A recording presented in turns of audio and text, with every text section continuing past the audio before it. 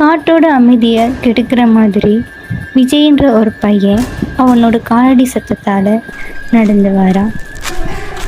அந்த இடத்துல நிலவோட வெளிச்சம் கொஞ்சம் இருந்தது. நேரம் போக போக அப்படியே அந்த நிலாவோட வெளிச்சத்தையும் மேகம் முழுசாக மறைச்சி அந்த இடம் அப்படியே இருட்டாக மாறிடுது. விஜய் நடந்துகிட்டே இருக்கும்போது விஜய் கூடயே இன்னொரு காலடி சத்தம் அவன் பின்னால் கேட்க விஜய் அந்த இடத்துல அப்படியே நின்னுறான்.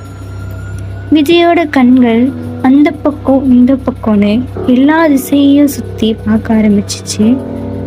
தொண்டையில் எச்சம் முடுங்கிக்கிட்டே ஒரு அடி அவன் முன்னாடி எடுத்து வச்சான். அப்போ அவன் முன்னாடி கேட்ட அதே காலடி சத்தம் மறுபடியும் அவனுக்கு கேட்டுச்சு.